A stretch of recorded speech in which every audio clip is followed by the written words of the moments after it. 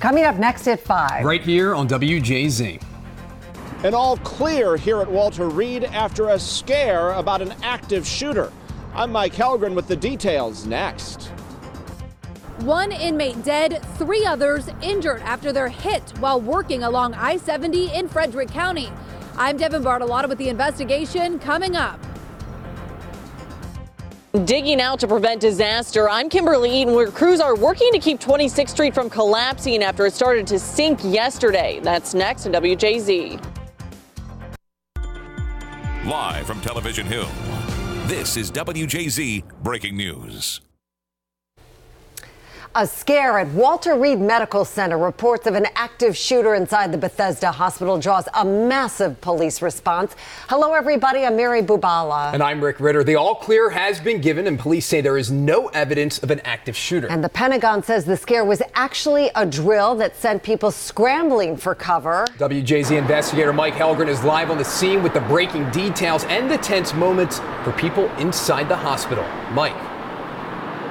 Rick and Mary, it was quite a scare here, but it was just that, a scare, and everyone is okay. We talked to Congressman Dutch Ruppersberger, who was in the middle of it. A false alarm about an active shooter caused panic earlier today at Walter Reed Medical Center. Around 2 o'clock this afternoon, an emergency call came in that there was an active shooter in the basement of Building 19. Then tweets from Maryland Congressman Dutch Ruppersberger saying he was told to shelter in a back room with 40 other people, was calm, and does not believe this was a drill. While the Pentagon says this was just an exercise preparing for a possible active shooter, Naval Support says it was a false alarm and not part of any scheduled drill, as previously reported. Ruppersberger tweeted again that he had been given the all clear. But at no point, he said, was there ever any indication this was a drill. Authorities will be sorting out all the confusion that caused a lockdown here today and a massive police response for what turned out to be an unfounded report. Moments ago, we spoke live to Congressman Dutch Ruppersberger, and he says he wants answers about the confusion here today. Here he is. We were told that there was an active shooter. I was walking in the halls, and all of a sudden, people who worked in the hospital told us to get in this back room, and about 40 of us went into a back room, and then they barricaded the doors. And about every 20 minutes, an announcement would come on and say, there's an active shooter, security is on the premise. Did they tell you specifically at the end of this that it was a drill? They never told us anything other than the shooter is no longer a danger. They told us that twice. We left the barricaded room, and we went back in the hallway, and they said, nope, you got to go back in again. It's still active.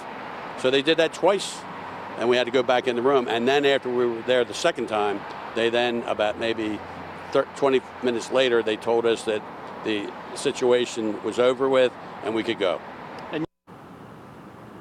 And the congressman says he plans to investigate exactly what happened here. He says if it was a drill, that's fine, but things could have been handled better. More to come at 6. For now, we're live at Walter Reed. Mike Helgren, WJZ. A daycare worker admits in court she murdered a baby girl last year at a downtown daycare center where she worked.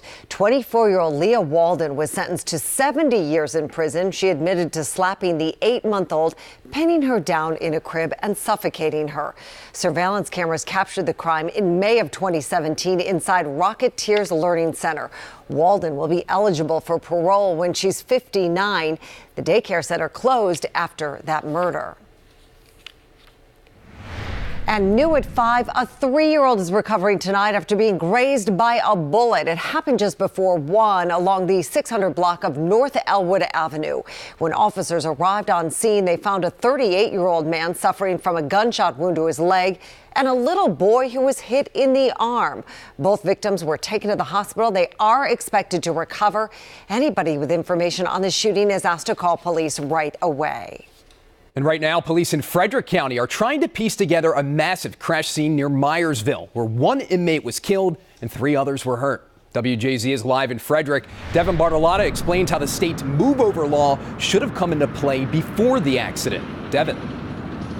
That's right. 70 westbound was closed from about 9:30 this morning until 3:30 this afternoon. It caused a lot of backups all through the Frederick area and a lot of questions about how this happened in the first place. Video from the air shows the scope of a huge and messy crash scene on I-70. Maryland State Police say a man was killed here, one of 6 inmates working alongside 70 about a half-mile east of Myersville in Frederick County, when a semi-truck suddenly swerved onto the shoulder and plowed into a state highway vehicle, then a corrections van. And then continued on and struck 4 of the 6 inmates that were on this road crew. Unfortunately, one of the inmates was killed and was pronounced dead at the scene. 3 other inmates who were injured were transported to an area hospital. The crew came from the Maryland State Corrections Training Facility in Hagerstown. Their van and the Highway Administration truck both had amber safety lights flashing when the deadly crash happened. We just don't know at this point what caused him to run off the side of the road. And again, this is a good reminder that the move over law has expanded in Maryland to include vehicles like this. The Department of Public Safety and Correctional Services wrote in a statement to WJZ, quote, "It's a sad day in our department. We see as part of our mission to keep those in our custody safe. And although we had all necessary safety precautions in place, it is a tragedy for these inmates repaying their debt to society and their loved ones, to whom we offer our sincerest condolences." The crash closed the westbound lanes of 70 for several hours while police reconstructed and cleared the scene, trying to pin down why Maryland's move over law couldn't protect these inmates Tuesday morning. Now, no charges have been filed at this time. However, state police says that it will explore that opportunity with attorneys after the investigation is complete. Reporting live in Frederick County, I'm Devin Bartolotta for WJZ. Breaking news in Baltimore City, Chopper 13 over a crash on Moravia Road, this near the 895 exit. We know 4 vehicles are involved. No injuries have been reported. You can certainly expect delays in this area, and we're working to learn more about exactly what happened, and we'll bring you that information as soon as we get it. Oh boy, that looks bad. Well, crews are still chipping away at a wall that supported 26th Street near Calvert Street after pavement started to give way. And the city says this is the plan to keep the Charles Village neighborhood street from collapsing, just like we saw back in 2014. That's blocks right. away. It was dramatic stuff back then. WJZ is live right now. Kimberly Eaton with the unanswered questions and what comes next in this situation. Kimberly? And Mary, you can see behind us here, this block looks a lot different than it did even just a couple hours ago. Work has completely stopped along the street where crews worked for much of the day to remove the sidewalk and the wall that had been supporting 26th Street as of yesterday. Now, we don't really know what this means, if it means that work is complete. We also don't know what comes next because the city has declined our request for a progress update. Chipping away at the cement wall that less than 48 hours ago still supported a Baltimore City street, crews are racing to remove what gravity threatened to take down Monday. The sidewalk on 26th Street between Guilford and Calvert was the warning sign that failure was imminent. It dropped feet between dawn and dusk, dangling over the CSX train tracks below and leaving neighbors quite literally on edge. This entire street is blocked down, and that's not good. It's a good thing no one got hurt. The usually quiet block is now a full construction zone. City leaders say crews will take down the sidewalk and the retaining wall where engineers found a dangerous crack, the cause of the problem. Then they'll work on a plan to build a new wall. But Tuesday, the city declined to give an update on the progress or the time frame for what will follow. You know, I just hope they'll fix it and see what the problem is. Maybe check out the whole line, you know, not just wait till something happens. A problem that's already deja vu for this neighborhood. In 2014, 2 blocks from here, another wall gave way after a day of heavy rain. The street collapsed, piling cars and debris on the tracks below. Since then, a spokesperson for CSX says the company has clearly outlined what it owns and what the city owns, telling WJZ the wall that's failing now is Baltimore's property. A second separate wall lines the train tracks, maintained and inspected by CSX. It is still intact. And you can't see them over to our left here, but CSX employees are still here watching these barricades. A spokesperson for the company told me earlier today that the city gave them the green light to start train traffic back through here, and we did see a few trains come through earlier on in the afternoon.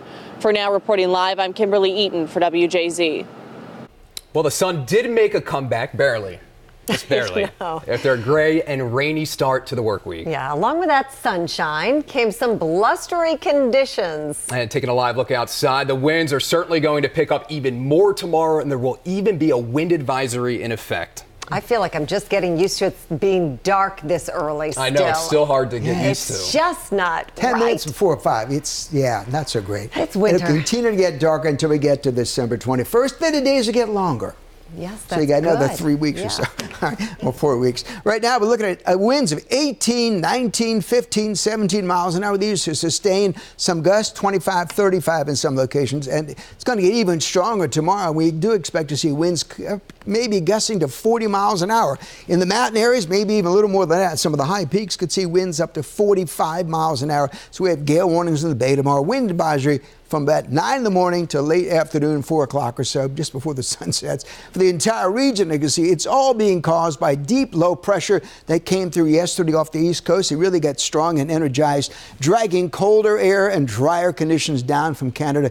The winds are so strong, are able to take some of that moisture of the Great Lakes, bring those clouds even east of the mountains. Usually they dry up, but today the winds did that number on us. So tomorrow we'll see a mix of clouds and sunshine. Another windy day. Chilly temps again in low 40s, but wind chills generally around the freezing mark most of the day. So dress for that if you're heading out tonight. Mid-upper 20s wind chills, temperatures overnight tonight generally in low to mid 30s, maybe some upper 20s. Mary?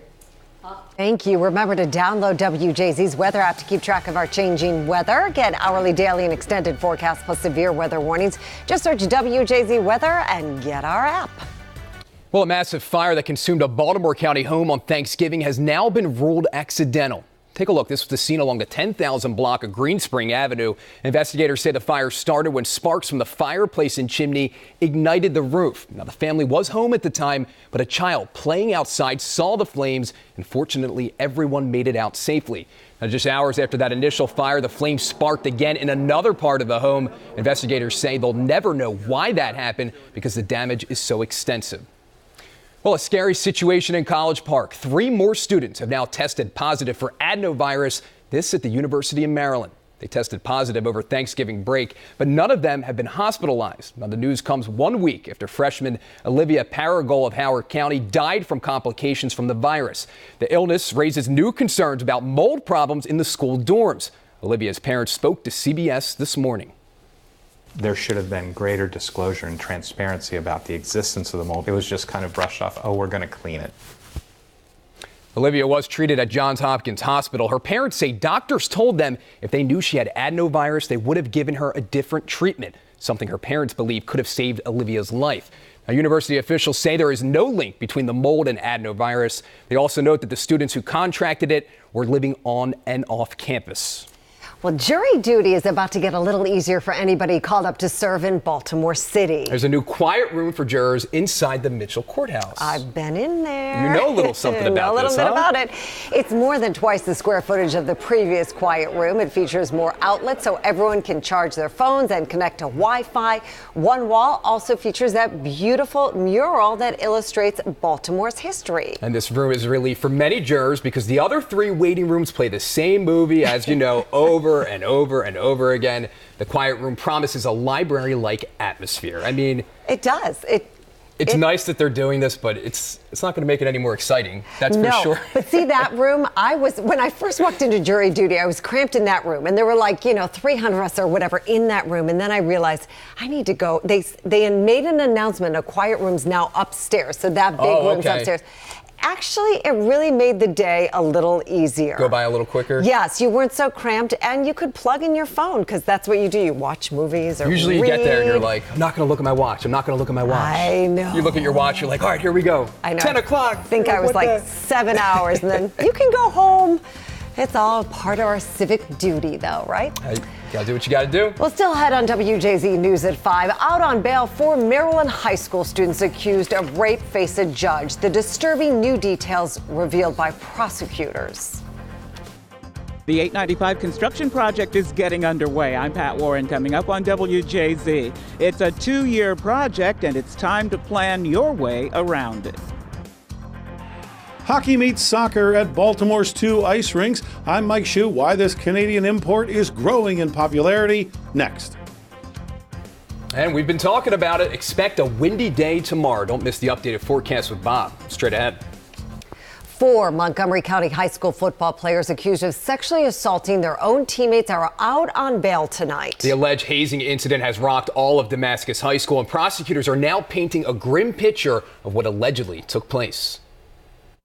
The details only get more disturbing. Prosecutors say the suspects may have targeted at least one of their victims for bullying for the entire school year. And then on Halloween, the sophomores allegedly invaded the freshman locker room, turned out the lights, tackled one young man after the other, and either raped or attempted to rape each of them in the rectum with a broomstick. I'm offended by the term hazing.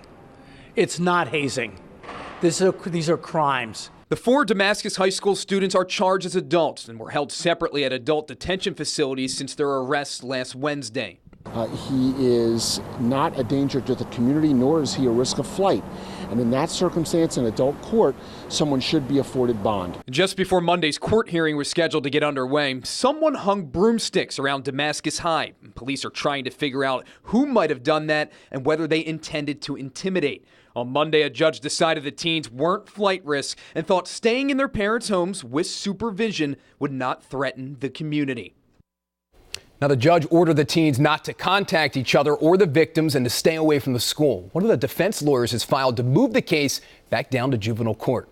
Meantime, in Frederick County, a man is accused of raping a 12-year-old girl he met while posing as a 14-year-old on Snapchat. John Compton is being held without bail. Charging documents say the victim reported Compton back in August, about a week after the alleged incident. She told police she didn't know he was 36 years old until he came to pick her up. Compton told investigators he met the girl on Tinder and was told she was 18.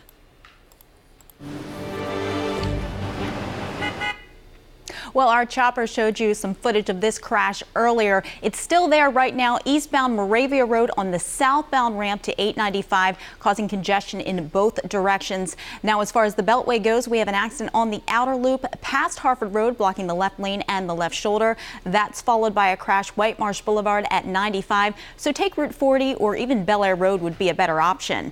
Delay-wise, very busy southbound on the Harrisburg Expressway from Timonium Road to the Beltway. The northbound direction, that backs up from Padonia Road to Middletown Road. So that's a pretty long stretch. So York Road is probably the better option there as well. As far as the West Side Interloop goes, stop and go from Wilkins Avenue past Liberty Road. The top side Interloop of the Beltway, a couple of slow spots. It really slows down beginning at Park Heights Avenue. That's going to last to Paring Parkway. As you can see, average speed around York Road about 40 miles per hour. Not too bad, but northbound 95, that's been a problem all day. The biggest slowdown right now is in the southbound direction from Caton Avenue. That's going to stretch past Route 100 with the average speed only 17 miles per hour. So our biggest problem right now is southbound on Moravia Road. And then keep in mind, for 3 years, we're going to have problems on 895 every day. I know. You'll get used to saying it. Yes, I will. You'll find creative ways to tell us about it. Retell it, exactly. I'm trying to be positive. I really am. Got it. Christy, thank you. Well, there's an unusual game now being played right here in Baltimore. As Mike Shue explains, it's part soccer, part hockey, and for some reason, it's played on a solid sheet of ice. What do you get when you cross the graceful game of hockey with the equally graceful soccer? Well, the not-so-terribly graceful broom ball. I've never met anyone outside of my social group that's heard of it, so the first thing I say is it's basically like hockey. But instead of feet or sticks, they use these plastic representations of brooms. No puck, no big soccer ball, but this softball-sized hollow ball is in play.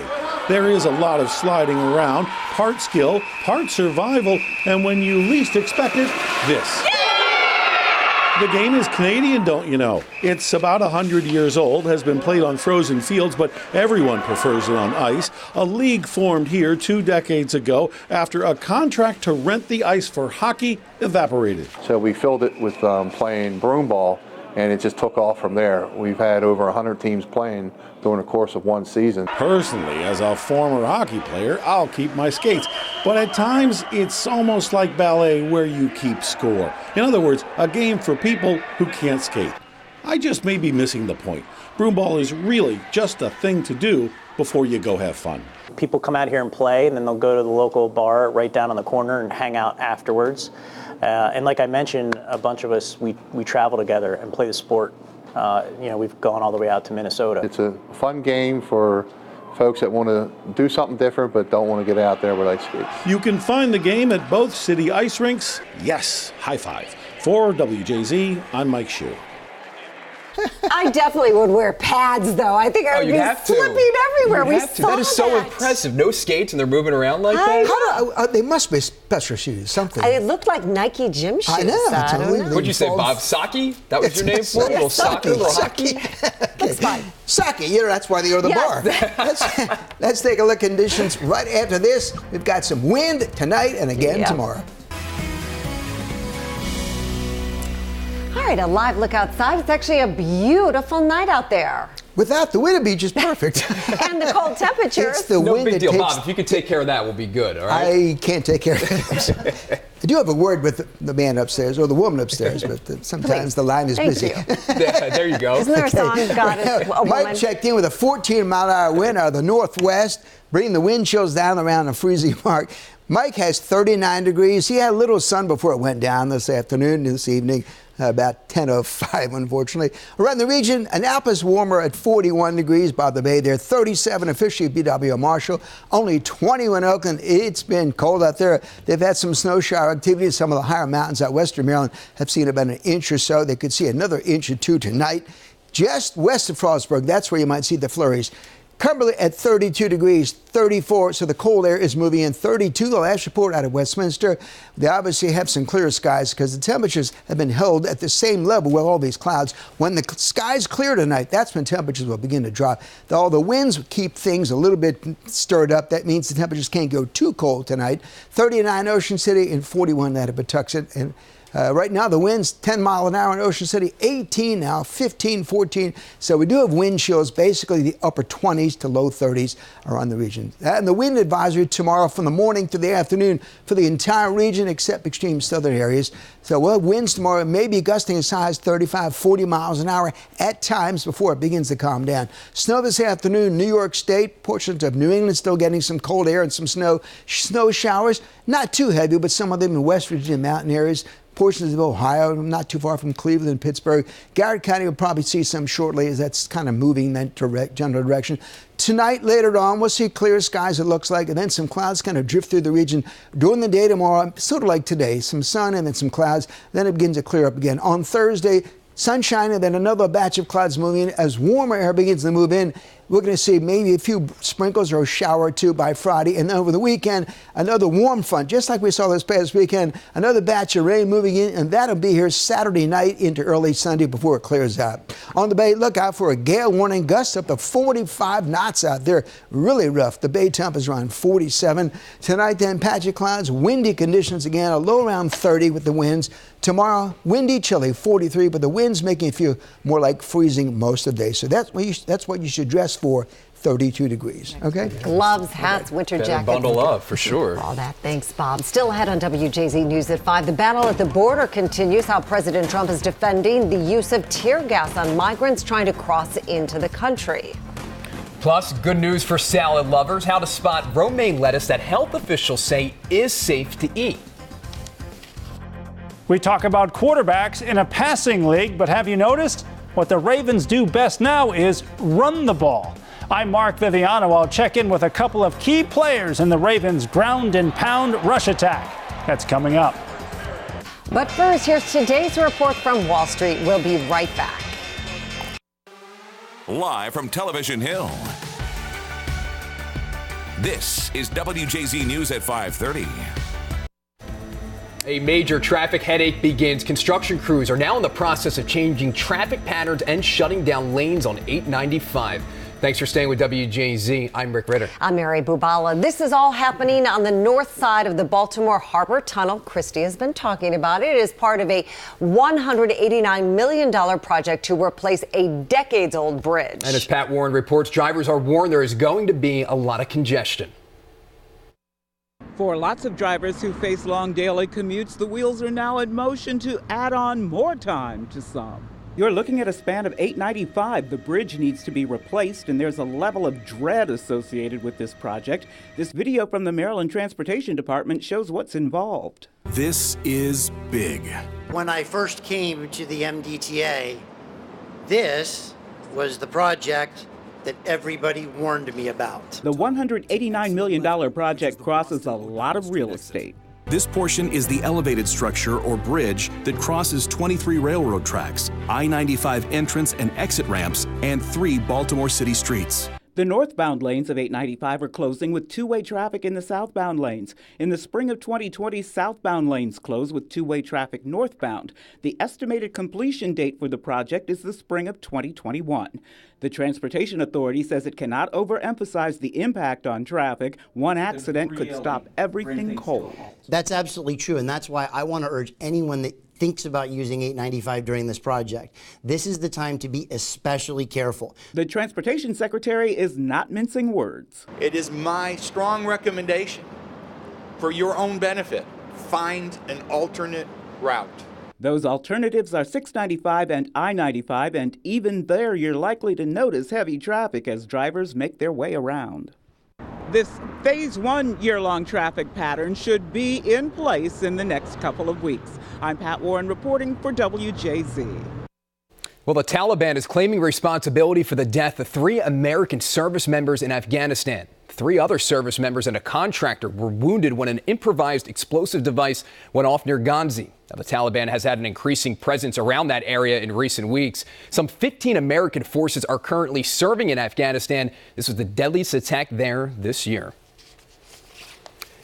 And new tonight, President Trump is defending the use of what he calls safe tear gas to stop migrants trying to cross our southern border. Customs and Border Control officials say more than 1,000 migrants tried to storm the border on Sunday. And as Maria Villarreal reports for WJZ, Mexico is now asking the government to conduct a full investigation into exactly what happened. It's eerily quiet on the Mexican border. Along the Tijuana River, Border Patrol agents are at attention, backed by newly wired fencing to discourage migrants from crossing over. It's a major contrast to the chaos on Sunday, when agents deployed tear gas and rubber bullets to turn the Central American migrants away. Thank you very much. At a roundtable in Mississippi last night, President Trump strongly defended Border Patrol's response. First of all, the tear gas is a very minor form of the tear gas itself. It's very safe. The ones that were suffering to a certain extent were the people that were putting it out there. Now, nearly 6,000 migrants are waiting for answers at this sports complex in Tijuana. They are sleeping in tents while Mexican federal police stand nearby, ready to use force if needed.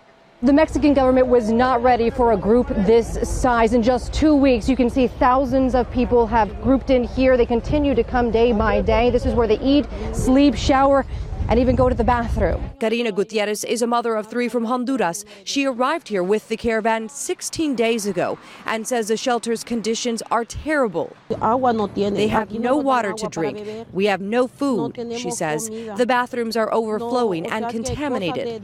Tijuana Secretary of Social Development, Mario Ozuna, says the shelter is over capacity by about 2,000 people.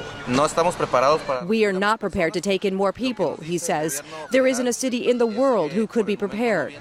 Mexico is now asking the United States to conduct a full investigation of the non-lethal weapons that were used and aimed at Mexico's territory on Sunday. Mireya Villarreal, CBS News, Tijuana, Mexico.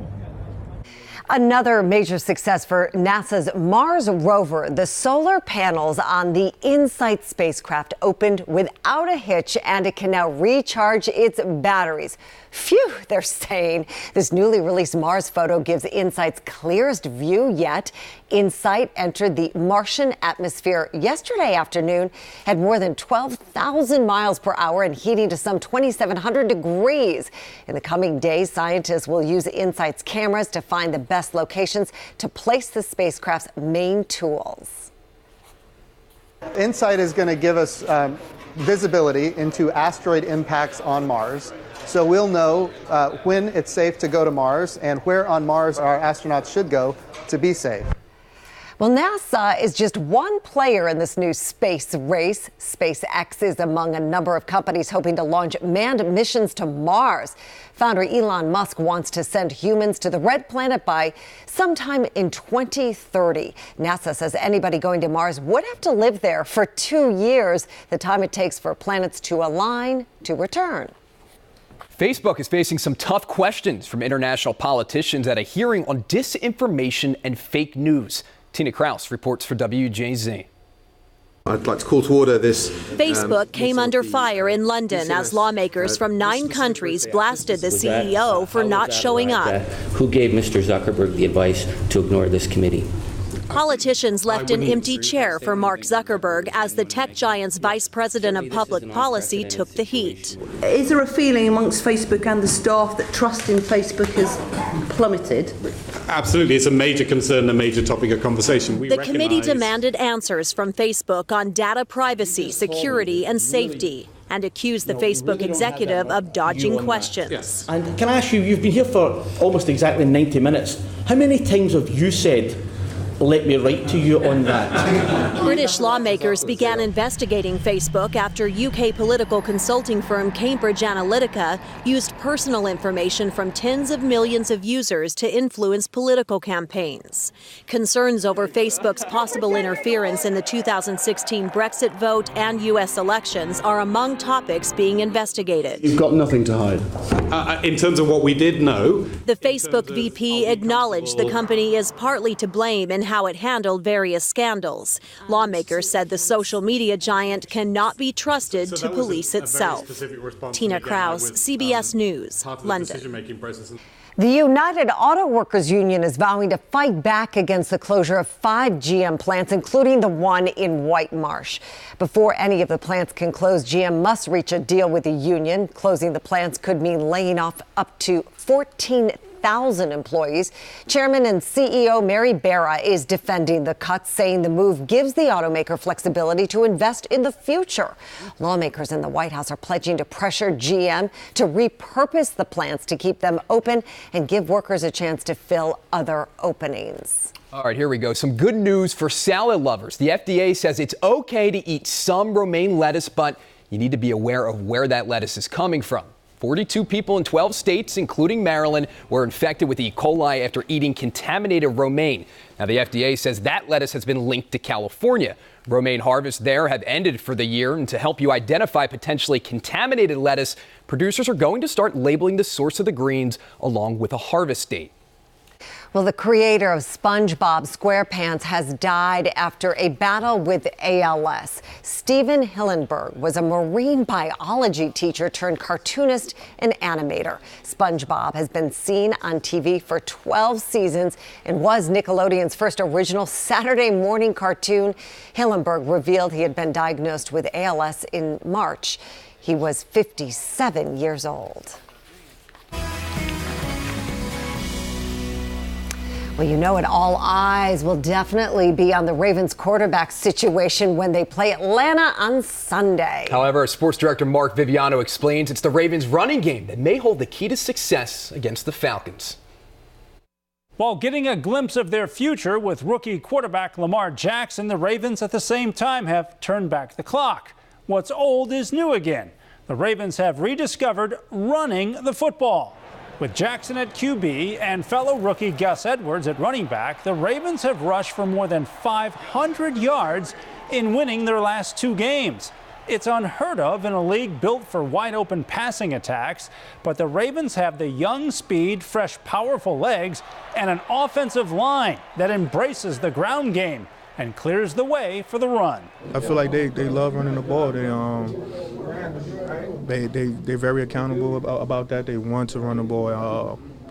And when we do it good, they're the first one there when I get tackled. They pick me up and they motivate me to keep going. We want to win the game no matter, any way possible, but getting to run the football and getting those carries, and yeah, it's awesome. I mean, we really enjoy it. It's fun. I enjoy running the football, but I understand too that we're going to have to pass a certain amount to get that done too. But yeah, I mean, all linemen love pounding the rock. Pounding the rock, riding the bus. The Ravens hit the road to Atlanta to face the Falcons. 1 o'clock kickoff Sunday right here on WJZ, followed by our post-game show. More on the Ravens coming up next hour. Plus, we're getting ready for a big night of college basketball in College Park. We're going to hear from the Terps in sports at 6. Back to you for now. Well, move over peppermint mochas and gingerbread lattes. Starbucks is serving up a brand new winter drink. The Juniper Latte is an espresso drink that features a hint of juniper and sage. I don't know. I think this is one you gotta try it to see if you like it. The limited edition latte was actually introduced last year at the Starbucks Reserve Roastery in Seattle. Now the company says it will be available at participating locations while supplies last. Yeah, I don't know how I feel about that one. Well, I have to say, I just found out, did you ever try the holiday spice latte? It was like a flat white. Well, guess what? They discontinued it. It was so popular. It was so good. Why did they get rid of it? I don't know. It was because it's not broke, don't fix it. I know, but I know why. Why? Sales, money talks, and I think they just want to keep it fresh. And so now we have the juniper thing. We'll see. We'll try it, though. We'll give it a try. We'll see. Well, still to come tonight on WJZ News at 5, higher prices and shorter supplies. Why it may be difficult to find the perfect Christmas tree this year. Plus, the future of air travel may be windowless. How planes without windows could cost you less and get you places faster. I'm all for that. I'm Bob Turk, the Weather Center. More breezy, cold weather on the way, at least for the next day or so. Have a look at your 7-day forecast. We'll be right back. Well, let's say it's breezy and cold tonight, low around the 30-degree mark. Wind chills basically in the low to mid-20s. That's what you should dress for. Tomorrow in the morning, good deal of sunshine, at least early on, around 31, up to 40. Some clouds in the middle of the afternoon, more in the middle of the day. Clearing out again around 37 in the early evening, dropping again to close to freezing or lower. Tomorrow night, down around 28. Friday, some clouds, maybe a brief sprinkle or a shower a couple spots. Better chance of late-day rain on Saturday, high at 50. Look at this, 63. Very mild on Sunday with clouds and some sunshine. Cloudy on Monday and a good chance of some light rain back here Monday night and again on Tuesday, but still mild, 52 down to 42. So at least it will stay mild with the rain. Mary? I'll take it, Bob. Thank you. Well, many passengers prefer flying in a window seat. I like the aisle. What do you like? I like the aisle, too. I think a lot of people do. I know, but not just the window. I mean, the aisle, you get some more space, all right? I think so. Little leg room. But one day planes might not have windows. And this freaks me out. Hillary Lane reports for WJZ. Windowless planes could mean you pay less while getting to your final destination faster. The view from this Emirates flight may look normal, but these windows are an illusion. Zach Honig from thepointsguy.com got to ride in the first-class suite situated in the middle of the plane. Emirates wanted these passengers to have a view, so they created windows that are actually monitors. We've demonstrated that with fiber optic cameras relaying the image from the outside as if you were in the window seat. The quality of the imagery is so good, it's better than with the natural eye. Emirates President Tim Clark says the technology opens up the possibility of building airplanes with no windows in the cabin at all. The aircraft are lighter, okay? The aircraft could fly faster. They'll burn far less fuel and fly higher. Offering seamless panoramic views. The British company Centre for Process Innovation is developing a digital wallpaper that could project outside views. Information and in-flight services at your fingertips. Passengers could also choose their own view. We could see windowless planes maybe within 10 years. Simon Calder, travel editor for The Independent, says windowless planes could bring down the cost of flying. They're cheaper to make, they're structurally more coherent, and they reduce drag. We got a mixed reaction after showing the technology to passengers. I don't know if I like that. What do you think about an airplane without windows? I think it'd be pretty cool. That would be a little different, a little odd. Would it freak you out? A little bit, yeah, I think so. While the windowless technology is only on select flights, it's not yet clear whether the idea will really take off. Hillary Lane, CBS News, New York. New information for anyone looking for a Christmas tree. The Pacific Northwest Christmas Tree Association says there is a tree shortage nationwide. The organization blames the Great Recession back in 2008. They say there was an oversupply about 10 years ago and growers planted fewer trees to save money. The association warns shoppers can now expect higher prices for the trees they do find. You could pay up to 10% more for a tree this year. Here's a look at what's coming up new at 6 on WJZ. We continue to follow the breaking news, an active shooter scare at Walter Reed Medical Center. WJZ investigator Mike Helgrim will be live with the very latest. And a dramatic decline in Maryland's oyster population, the wide-ranging study and what it reveals. Check in for these stories and more coming up new at 6 on WJZ.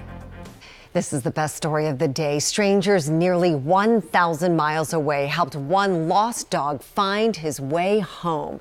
This husky named Sinatra slipped out at the front door of his family's home in Brooklyn, New York, 18 months ago. The 5-year-old dog somehow ended up all the way down the coast in Florida, just outside of Tampa. Well, 13-year-old Rose Viral saw Sinatra wandering around her neighborhood. There she is with a dog. And with the help of her mom, the information on the chip implanted in Sinatra's neck, and some luck on social media because that chip didn't have all the information, she was able to track down his family. He just had this thing about him that was like, I have been with a family before. I've been with a family probably most of my life. I didn't believe it. I didn't think it was true. I didn't think it was possible. Well, Sinatra joined the Willis family as a 14th birthday present for Willis's daughter, who was killed in a shooting accident in November of 2015. The family says the dog is the connection to her. What a powerful story. And now they're all reunited. And you can see how Sinatra knew that even though he was giving love to Rose in Florida, right, the dogs, they know their there's that connection. True owners. It's so unbelievable. Over 1,000 miles. Like, talk about things that are meant to be, you know? I know, but how did the dog get down there? You wonder. That's like, I know, I wish they could talk and tell us the story. It's got to be kind of incredible. Well, still to come tonight on WJZ News at 5. I'm Ron Matz at the Baltimore Humane Society, helping the animals on this Giving Tuesday. The story coming up here on WJZ. Well, today is all about giving. It's Giving Tuesday. That's right. As Ron Matz reports, it's a chance to help your favorite local charities. Megan is making her way to the lockup. She'll be inside with some company until the Baltimore Humane Society reaches its fundraising goal on this Giving Tuesday. I am currently locked in a cage as part of our Giving Tuesday, and we're hoping to raise enough money so that I can get out of here along with my other coworkers so we can go back to taking care of the animals. Annie is one of the 115 dogs and cats now up for adoption at this no-kill shelter, where expenses can run high. The work that we do here, the more animals that we take in, the more our expenses go up. And a lot of people don't realize that. Baltimore Humane Society. The shelter is counting on animal lovers to donate to continue the love and care it gives every day of the year.